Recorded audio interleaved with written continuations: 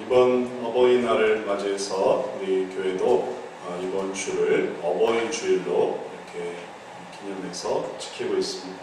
그래서 우리의 신앙생활 속에서 우리에게 어버이를 주신 것을 참 다시 한번 감사하며 또 그 속에서 하나님의 은혜를 생각해 보고자 합니다. 우리가 자녀로서 우리를 길러주신 어버이를 생각할 때 그 사랑은 언제나 늘 이렇게 아래에서 위로 올려다 보이는 그런 공경하는 그러한 사랑입니다. 그런데 오늘 우리가 신앙 안에서 하나님께서 보여주신 하나님의 그 믿음 속에서 어버이에 관한 은혜가 무엇인가를 생각해 볼 때 하나님이 그 어버이를 어떻게 바라보시는가를 우리가 생각해 볼 수 있습니다. 하나님은 어버이를 어떻게 바라보실까요? 아버지, 어머니를 하나님은 불쌍히 여기십니다. 아버지, 어머니를, 어버이를 하나님은 불쌍하게 여기시는 거예요. 긍휼히 여기시는 것이에요. 한번 부모를 한번 생각해 보십시오. 부모가 된 사람들, 그들이 부모가 되기 전에는 부부였지 않습니까? 둘이 이렇게 잘 사는 부부였어요. 부부가 이전에는 누구였습니까? 그때는 한 남자요, 한 여자였어요. 그때는 얼마나 하고 싶은 일도 많았고 할 수 있는 일도 많았습니까? 한 남자, 한 여자였어요.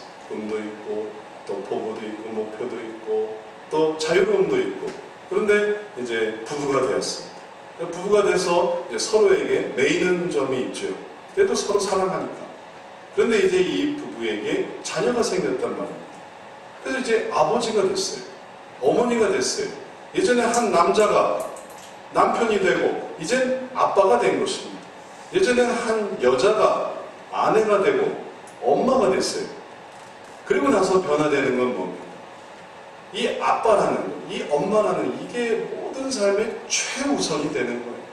그 어떤 것도 이것을 앞서지 못합니다. 내가 남자로서의 어떤 모든 우선순위가 아빠로서의 우선순위를 넘어서지를 못해요.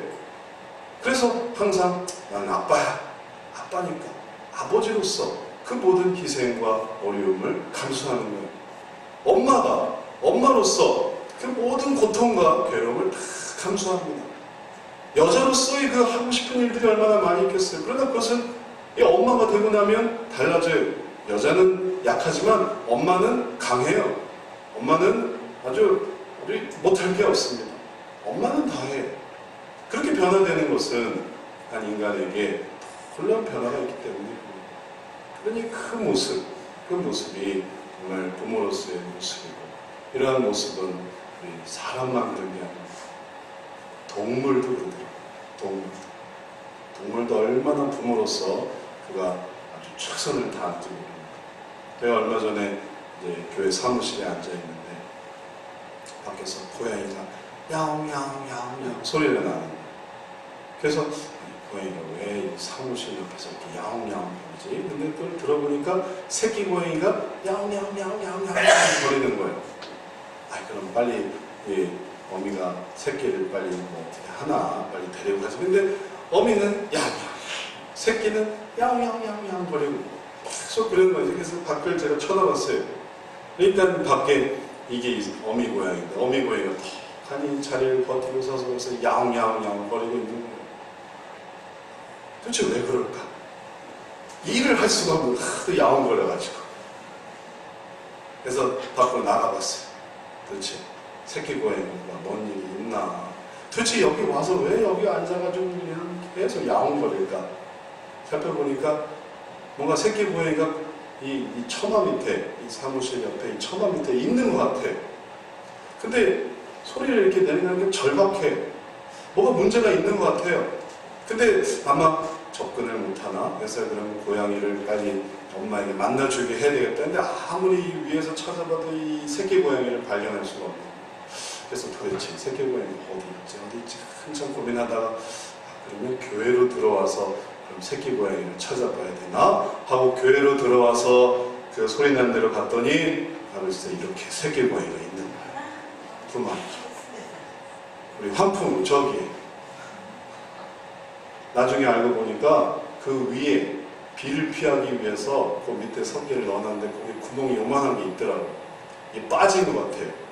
그러니까는 고양이가 올라가지도 못하고 나오지도 못하고 그래서 야옹야옹야옹야옹 거리고 있는 거예요. 그래서 제가 두 팔을 걷어붙이고 이 고양이를 끈에다가 자루에 넣어가지고 그리고 이제 밖으로 갔습니다. 아직도 그 고양이가 거기 있는 거예요. 도망도 안 가요. 그냥 거기 그러고 있는 거예요. 근데 제가 이제 자루를 이렇게 들고 있고, 그리고 고양이가 다가와서 저는 이제 고양이를 풀어주려고, 가까이서 풀어주려고 했더니 이 어미 고양이가, 저는 그렇게 고양이가 싸나온 줄 또 처음 봤어요. 샥 하는 거예요. 네? 이빨을 들이면서 샥 하는 소리가 들리더라고요. 그러니까 아마 제가 자기 새끼 고양이 어떻게 하는 줄 알았던 것 같아요. 도망가지도 않고 무섭더라고요. 그래서 아니 내가 고양이를 어떻게 하는 게 아니고 이 새끼를 돌려주려는 거야 해서 얼른 이제 풀어놔줬어요. 자루에서 빼서. 그러니까는 이 어미 고양이가 새끼 고양이가 칵 잡더니 입을 칵 잡고 가지고 가더라고요. 두 마리를 다. 제가 이렇게 가는 모습을 보면서 야, 어미긴 어미구나. 고양이도 엄마는 다르구나. 그런 생각이 들더라고요. 어떤 것도 두려워하지 않는 거예요. 무서워하지 않는 거예요. 네? 그리고 오히려 사람을 이기려고 했지. 이 새끼를 위해서니까. 이 동물로서, 부모로서의 본성. 그것은 정말 아주 너무너무 위대한 것입니다. 새끼도, 동물도, 고양이도 자기 새끼를 이렇게 귀하게 여기는구나. 거기에 정말 자기가 목숨을 바치더라도 그것을 하려고 하는구나. 그게 우리가 감동이 되는 것입니다. 왜냐하면 하나님이 그렇게 만들어 주셨기 때문에, 부모로서, 어미로서 그런 것들을 감당할 수 있도록 하나님께서 만들어 주셨기 때문에 그 모든 것들을 우리가 감당하게 되는 것입니다. 이 땅의 모든 어머니가, 아버지가 자기 새끼를 귀하게 여깁니다. 자기는 못 먹더라도, 자기는 배가 고프더라도, 자기는 괴롭고 힘들더라도 자기 자녀를 위해서 자기의 것을 희생합니다. 그리고 거기에 대해서 안타깝게 여깁니다. 그리고 그것을 위해서 애쓸 때 하나님께서는 그를 불쌍히 여기시는 거예요. 그 부모를 그렇게 긍휼히 여기시는 거예요. 그래서 도와주시려고 하는 것입니다. 그리고 그게 하나님께도 정말 중요한 일이 되는 것입니다. 오늘 본문 말씀에서 예수님께서는 나인성이라는 곳으로 가고 계셨습니다. 그런데 그곳에서 한 과부가 자기 아들을 장례 지내는 것을 보게 되었습니다. 그 후에 예수께서 나인이라는 성으로 가실새 제자와 허다한 무리가 동행하더니 아마 그곳에서 예수님은 복음 전파에 대한 목적이 있으셨을 것이고 또 하나님 말씀 전파에 어떤 목적이 있었을 것이고 거기서 하시려고 하는 주님의 뜻이 있으셨을 것입니다. 그래서 허다한 사람이 예수님과 동행해서 나인성으로 들어가고 있는데 성문에 가까이 오실 때에 사람들이 한 죽은 자를 메고 나오니 이는 그 어미의 독자요 어미는 과부라. 그 성에 많은 사람도 그와 함께 나오거늘. 마주 나오고 있는 거예요. 성으로 들어가고 있는데 마주 나오고 있는 것입니다.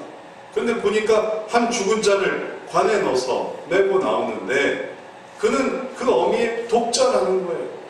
근데 그 어미는 과부라는 것입니다.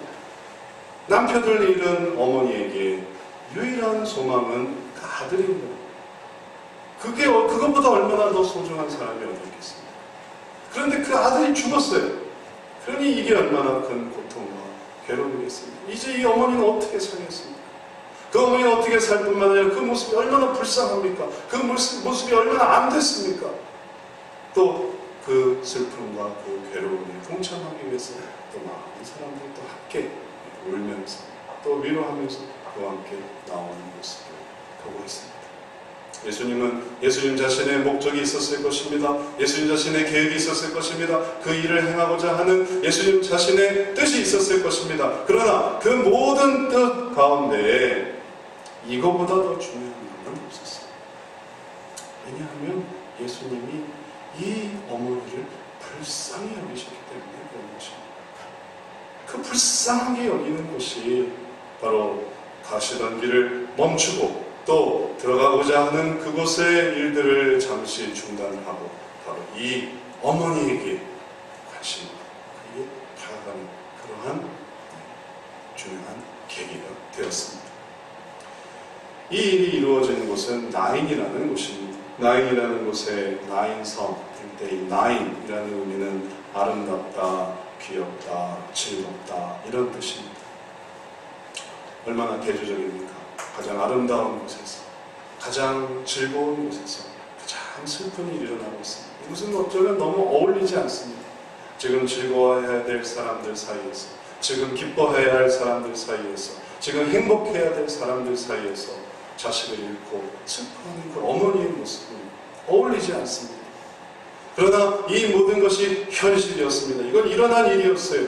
그리고 그 속에 그 어머니의 괴로움을 주님은 그냥 보시지 않고 그 모습 가운데 나아가고 계십니다. 주님은 어떻게 나아가셨을까요? 주님은 나아가셔서 이렇게 말씀하셨습니다. 주께서 과부를 보시고 불쌍히 여기사 울지 말라 하시고, 그가 우는 것을 주님은 불쌍히 여기셨습니다. 그 상황을 안타깝게 여기셨습니다. 그래서 하신 말씀은 울지 말라라는 것입니다. 그 마음을 아시는 거예요. 그 마음을 깨달으시는 것입니다. 그 마음을 알아주시는 거예요. 그래서 위로하시는 것입니다. 그래서 가던 길을 멈추고 그 여인에게 나아가셨던 거예요. 그래서 그 슬픔이 덜어지기를, 그 슬픔이 사라지기를 원하셨습니다. 그래서 울지 말라 하시는 거예요. 그거는 근본적으로 그를 불쌍히 여기기 때문에, 그를 긍휼히 여기기 때문에 이 일이 가능한 것입니다. 성경에서 나인성은 여기 오늘 본문 말씀에 딱 한 번 나올 뿐입니다. 또 예수님께서 이 나인성과 무슨 관계가 있는지 그것은 나타나지 않습니다. 거기에 친척이 있던 것도 아니고 그것에 아는 사람이 있던 것도 아니고 그 어떤 관계도 다른 본문에서 나오지 않습니다. 그냥 여기에서 이렇게 나오기만 할 뿐이에요. 그리고 그 속에서 나인성에서 만난 이 과부를 예수님이 어떤 식으로 알 수 있었으리라 라고 상상할 수 없습니다. 그냥 지나가는 거예요. 그럼에도 불구하고 왜 예수님은 이 어머니를 긍휼히 여기실까요? 왜 불쌍히 여기실까요? 아무 관계가 없는데, 엄밀히 말하면 아무 상관도 없는 이 여인의 고통을, 괴로움을 왜 주님은 불쌍히 여기실까요? 예수님은 어쩌면 그 어머니의 슬픔과 어머니의 눈물과 어머니의 고통을 보면서 어쩌면 자기 어머니 마리아를 생각했을 수도 있을 것입니다. 왜냐하면 예수님 자신도 아버지가 일찍 돌아가시고, 그리고 어머니는 이제 자신의 죽음 이후에 이 과부가 흘리는, 이 나인성의 이 자녀를 잃은 이 어머니가 흘리는 그 눈물을 똑같이 흘릴 것이라는 것을 주님이 아셨기 때문에 일 수도 있을 것입니다. 그래서 그 모습이 불쌍하게 여겨질 수도 있을 것입니다. 왜냐하면 우리 어머니도 나중에 그런 고통을 당하실 겁니다. 고민을 당하실 겁니다. 그러나 그런 생각이 있었던 없었던 간에 주님께서는 그들을 불쌍히 여기십니다. 주님께서는 그 고통을 불쌍히 여기십니다. 왜냐하면 그것이 자기 어머니의 앞으로 일어날 고통을 생각한다 하더라도 결과적으로 그 긍휼히 여기는 모든 모습 속에서 주님은 연결시켜지기를, 관계 맺어지기를 원하시기 때문에 그런 것입니다. 근본적으로 긍휼히 여긴다라는 말의 의미는 연결된다는 것입니다. 연결되지 않으면 긍휼히 여길 수가 없습니다. 단절되어 버리면 긍휼히 여기는 마음이 생길 수가 없습니다. 이 세상에 어떤 사람들이 모든 고통을 다 경험해 보아서 아는 사람이 있습니까? 딱 그 경험을 그 상황에서 똑같이 경험해 보고서 그것을 아는 사람이 있습니까? 되게 비슷하게 연결시켜서 그 고민에 동참합니다. 내가 딱 그 슬픔을 당한 건 아니지만 그 비슷한 슬픔을 당하면서도 연결시키려고 하는 거예요. 그러면서 거기에 동참합니다. 같이 눈물을 흘려주는 거예요. 꼭 부모가 죽은 사람만이 부모가 죽은 친구를 위로할 수 있는 게 아닙니다. 꼭 자녀가 죽은 부모만이 자녀가 죽은 또 누군가를 위로할 수 있는 게 아닙니다. 꼭 아파본 사람이 아픈 누군가를 위로해 줄 수 있는 게 아니에요. 비슷하게 슬픔이 있고 눈물이 있고 괴로움이 있었던 사람은 연결돼요. 그래서 별거 아니지만 그게 괜히 와닿는 거예요. 그게 연결이 되니까. 그래서 그게 불쌍히 여기는 거예요. 그래서 눈물이 흐르는 것이고 그게 안타까운 것이고. 만약에 연결시키지 않으려면 어떻게 될까요? 그러면 사소한 모든 것에 단절시킬 수 있습니다. 우리 같은 지역은 아니야. 내가 아는 사람은 아니야. 나는 그런 상황에 있어 보지 않았어. 나는 그런 것들과는 조금 달라. 그런 식으로 연결되지 않고 끊어지면 무슨 일이 일어날까요? 바로 옆에서 사람이 죽어도 불쌍히 여기지 않아요. 왜냐면 나는 아니니까. 바로 옆에서 괴로워해도 아무 상관이 없어요. 왜냐하면 나는 아니니까. 그렇게 단절되다 보면 어떤 일이 일어나겠습니까? 하나님하고 단절돼요. 연결되면 어디까지 연결되겠습니까? 하나님까지 연결돼요. 왜냐하면 하나님은 그 모든 것을 불쌍히 여기시는 겁니다. 그들과 연결되시는 분이시거든요. 그들을 사랑하시는 분이시거든요. 그래서 요한일서 4장에서 하나님이 이렇게 설명했습니다. 하나님이 우리를 사랑하시는 사랑을 우리가 알고 믿었노니 하나님은 사랑이시라. 사랑 안에 거하는 자는 하나님 안에 거하고 하나님도 그 안에 거하시느니라. 하나님이 사랑이시기 때문에 관계 맺으십니다. 불쌍히 여기십니다. 긍휼히 여기십니다. 그래서 그 사람들 사이에 예수님께서 계셨던 것이에요. 그 하나님이 그 속에서 그들을 사랑하셨던 것입니다. 우리도 마찬가지입니다. 우리도 그렇게 사람을 사랑하고 불쌍히 여기고 긍휼히 여기고 안타깝게 여길 때 그 속에서 연결돼서 그들을 정말로 사랑하시는 하나님을 만나게 되는 것입니다. 그러나 그러지 않고 나는 잘 모르고 나는 관심이 없고 나는 상관이 없고 그러다 보면 결국은 하나님의 그 사랑으로부터 자기 자신도 밀려나는 그 사랑의 의미를 알 수 없게 되어버리는 것입니다. 이제 우리가 정말 하나님의 그 불쌍히 여기심을 생각할 때 이제 다른 사람의 고통과 고민에 연결됩니다. 그리고 정말 때로는 동물도 불쌍히 여겨지는 것. 그 어미가 어떻게든 자식을 살려보려고 애쓰는 모습이 안쓰럽게 이제 느껴지기 시작하는 것입니다. 예수님께서도 그런 마음을 가지셨습니다. 그 긍휼히 여기심 속에서 예수님께서는 장래 행렬을 멈추셨던 것입니다. 그냥 단지 울지 말라라고만 말씀하지 않았습니다. 예수님은 이제 이 아들을 실은 이 관을 메고 가는 이 사람들을 다 중단시키셨어요. 사람들은 당황스럽죠. 지금 빨리 장사 지내야 되는데 갈 길이 멀 수도 있는데 또 해야 될 일이 많을 수도 있는데 근데 예수님이 그걸 막아쓰셨어요. 그러니까 사람들도 어안이 없는 거죠. 아니 도대체 뭘 하시려고 이분이 도대체 누군데? 주님은 그리고서 손을 관에다 대셨습니다. 손을 관에다 대시면서 이 모든 것을 막으시면서 주님이 하려고 하는 일들이 있었어요. 가까이 오사 그 관에 손을 대시니 맨 자들이 서는지라 예수께서 가라사대 청년아 내가 내게 말하노니 일어나라 하시니 죽었던 자가 일어나고 말도 하거늘 예수께서 그를 어미에게 주신대. 주님은 관을 손에 대시고 그리고 멈추게 하신다. 그리고 이 관에 청년이 누워 있었는데 그 아들이 누워 있었는데 이 아들에게 대해서 예수님은 말씀하셨습니다. 내가 내게 말하노니 일어나라. 내가 내게 말하노니 일어나라. 지금 누구에게 말을 하고 있는 거예요? 시신에게 말하고 있는 거예요. 죽은 사람에게 말하고 있는 거예요. 그러나 예수님은 그 시신을 반응하지도 않는, 대답하지도 않는, 꼼짝도 하지 않는 그 시신을 대고 내가 내게 명하노니 일어나라 말씀하시는 거예요. 예수님이 누군지 모른다면 이건 정말 말도 안 됩니다. 정신 나간 것입니다. 몇 초 후에 일어나지 않는 모습을 보면서 저희가 정신이 나갔다는 것을 이해하게 될 거예요. 환상 속에 있는 그리고 망상 속에 있었다는 것을 곧 이해하게 될 거예요. 그런데 놀라운 일이 일어났어요. 내가 내게 명하노니 일어나라 라고 했는데 이 청년이 일어난 거예요. 죽었었는데 시신이었는데 도대체 그가 누구에 이 죽은 사람을 일으켜 세웁니까? 여기서 말하는 이 내가라는 이 내가는 우리가 아는 예수님이 아니에요. 창조자 예수님입니다.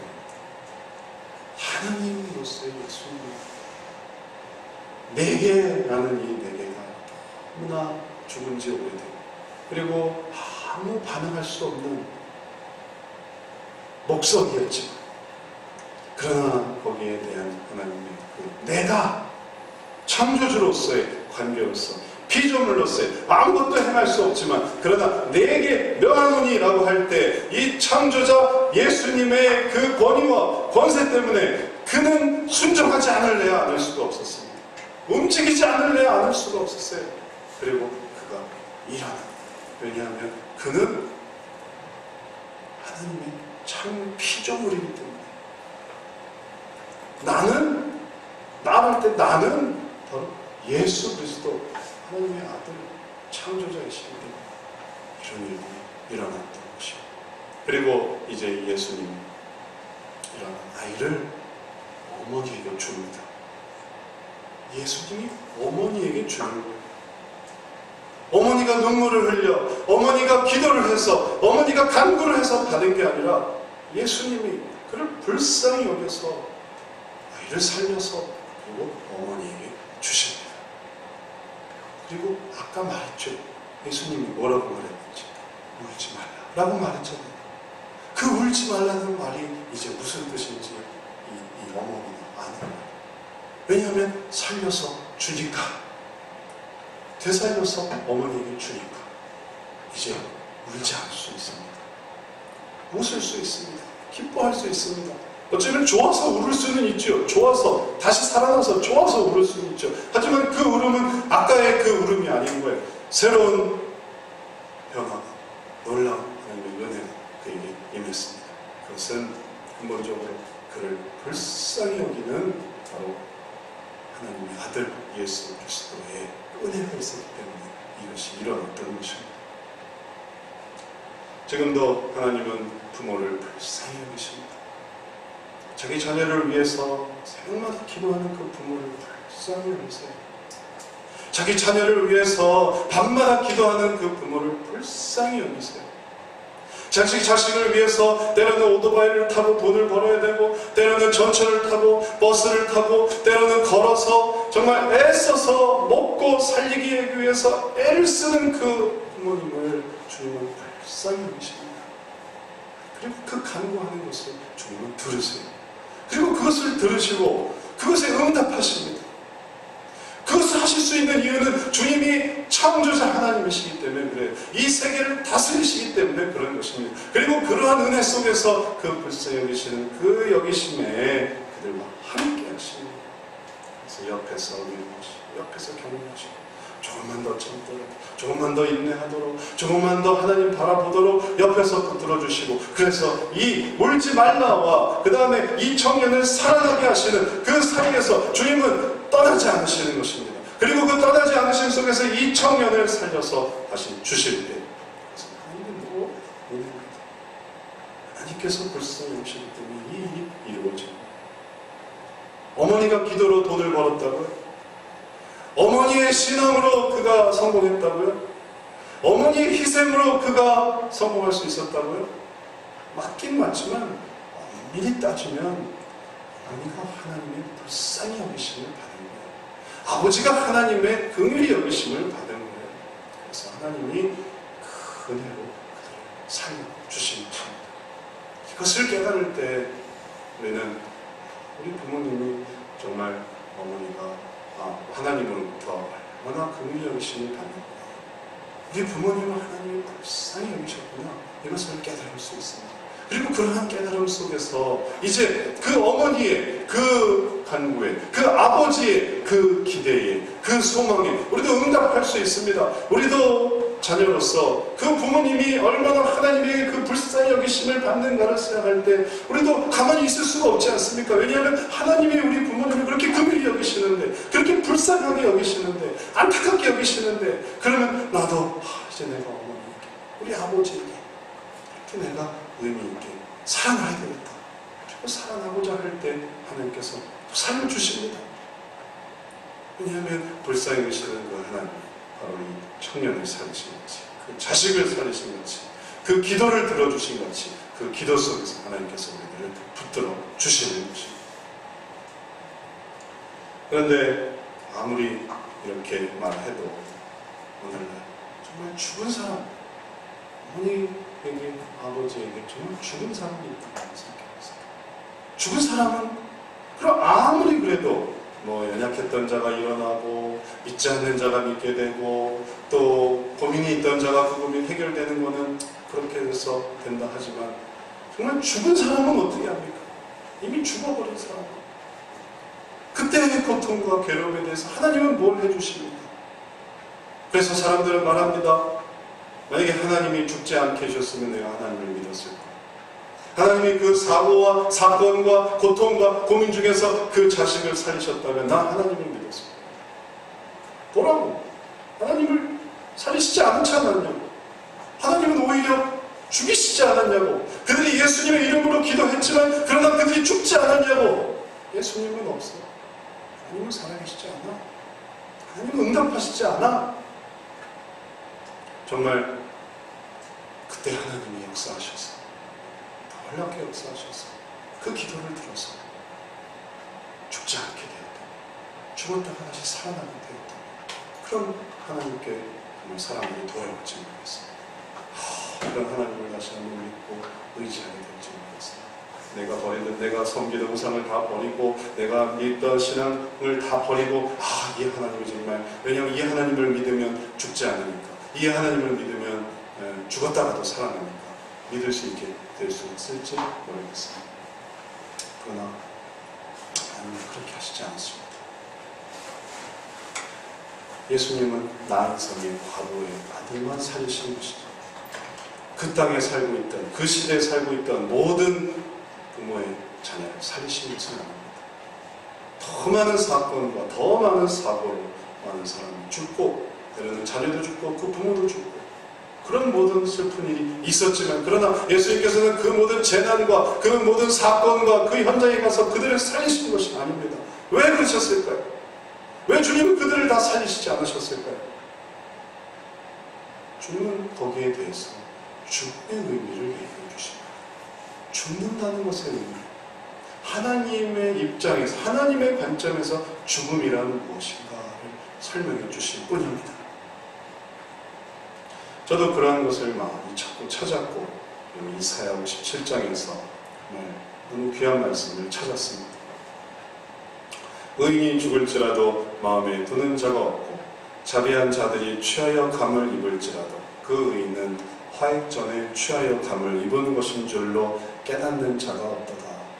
그는 평안에 들어간다니 무릇 정로로 행하는 자는 자기들의 침상에서 편히 쉬느니라. 저도 예전에 저희 딸이 혈소판 감소증이 생겼을 때, 그때 저희가 같은 그 혈액암 병동에서 사람들과 함께 살았어요. 근데 그때 너무너무 무섭고 두려웠어요. 다행히 지금은 이렇게 커서 중학교까지 잘 다니고 있지만, 그때는 이제 4살 때 그 병이 생겨서, 그때 처음엔 또 백혈병이라고 하더라고요. 판단을 잘 못해서 백혈병 아닌가? 그런데 아니래. 혈소판 감소증이야. 다행히 살았죠. 감사했죠. 혈소판 감소증이 그 혈액암 계통이라 이 혈액암 병동에 있는 거예요. 그러니까 입원을 하면 이 환우들은 다 혈액암 환자들은 그 속에서 걱정이 되더라고요. 혹시 내가 죽으면 어떡하지? 내가 죽으면 그럼 나는 어떻게 살지? 이걸 이겨내야만 했어요. 그걸 견뎌내야만 했어요. 그 속에서 오늘 말씀을 찾았습니다. 죽음이란 그런 게 아니구나. 죽음이란 떨어지는 게 아니구나. 죽음이란 하나님하고 함께 있는 거구나. 그러니까 이 말씀 속에서 위로가 되더라고요. 마음이 좀 편해지더라고요. 떨어진 거 어떡하지? 다시 보지 못하면 어떡하지? 이제 그 시간을 어떻게 견뎌내지? 그게 정말 죽을 것 같았는데, 죽는다 하더라도 설사 하나님하고 함께 있는 거구나. 하나님은 말씀하십니다. 그는 평안에 들어간다니 무릇 정로를 행하는 자는 자기들의 침상에서 편히 쉬느니라. 그 침상에 주님이 함께 하십니다. 주님은 말씀하십니다. 그들이 나와 함께 있다. 너의 사랑하는 자녀가 지금 나와 함께 있다. 그러니 걱정하지 말아라. 울지 말아라. 이 말씀이 이제 우리에게 들려주시는 것입니다. 우리는 살려내야만 하고 죽지 않았어야만 했지만 그러나 사람은 다 죽게 되어 있었습니다. 죽음을 피할 수가 없었어요. 그런데 중요한 건 주님이 함께 하신다는 것이었어요. 이제 부모님에게 들려주시는 이 말씀이 우리 자녀가 하나님과 함께 하나님을 의지할 때 그 자녀를 하나님 안에서 만나겠구나 라는 생각을 할 때 하나님 안에서 다시 소망을 가질 수 있습니다. 꼭 살려낸 것은 아니었지만 그러나 우리가 다 그 안에 들어가게 되리라는 것을 생각할 때 소망이 생기는 것입니다. 그러면 그것은 보이지 않는 끈이 되는 것입니다. 보이지 않는 연결이 되는 것입니다. 내가 그 하나님께로 나아가야지. 우리 자녀들이 있는 그 하나님께로 나아가야지. 내가 여기서 실족하지 말고, 내가 여기서 주님을 버리지 말고, 내가 여기서 좌절하지 말고, 내가 여기서 신앙을 놓치지 말고, 내가 계속 주님을 붙들어서 우리 아이들이 하나님과 함께 있으니 그 아이들에게 나아가야지 할 때 그것은 또 다른 하나님께 긍휼의 것이 우리를 붙드시는 긍휼의 것이 되는 것입니다. 이제 말씀을 마치겠습니다. 우리는 부모로서 우리를 불쌍히 여기시는 하나님을 기억해야 되겠습니다. 그 불쌍히 여기시는 그 하나님이 오늘도 우리의 기도를 들으십니다. 부모로서 하나님은 우리의 기도를 외면치 않으십니다. 그래서 그 기도에 동참하십니다. 하나님은 한 번도 우리를 떠나보신 적이 없어요. 그 모든 슬픔과 괴로움에 눈물에 주님은 동행하시면서 그 다음을 붙들어 주십니다. 그렇기 때문에 우리는 부모로서 우리가 얼마나 하나님의 긍휼하신 속에 있는지를 기억하면서 주님을 의지해야 돼요. 의지하고 나갈 때 주님은 또 한 번 나가게 해주십니다. 또한 우리는 자녀로서 우리 부모님을 얼마나 주님이 사랑하시는지를 알아야 돼요. 우리 부모님에 대해서 우리가 감정이 있을 수도 있고 나를 잘해주지 못한 것, 나를 어떻게 하는 것, 내 뜻을 들어주지 않는 그 모든 것은 나는 감정이 있을지 몰라도 부모님을 하나님은 불쌍히 여기십니다. 왜냐하면 부모님도 자기의 모든 어려운 것들을 극복했거든요. 부모이기 때문에 그 모든 희생을 감수했거든요. 그러니 이제 하나님이 우리 부모님을 이렇게 생각하시는구나를 깨달을 때 이제 우리도 가만히 있어서는 우리도 일어나야만 합니다. 그 청년이 일어나는 것이 그 어머니에게 얼마나 큰 위로가 되었겠습니까? 얼마나 큰 기쁨이 되었겠습니까? 우리도 자녀로서 그냥 가만히 누워있으면 안 돼요. 우리도 하나님의 그 긍휼하심을 받아 하나님 제가 우리 부모님을 기쁘게 해드리게 해주십시오. 제가 우리 부모님의 자랑이 되게 해주십시오. 제가 우리 부모님에게 영광을 끼치는 그리고 웃게 하는 자가 되게 해주십시오. 우리 부모님을 울지 않게 만드는 자가 되게 해주십시오. 라고 할 때 하나님이 우리에게 또 이런 말씀을 주십니다. 일어나라. 그러면 일어나. 내가 너를 이렇게 세우나.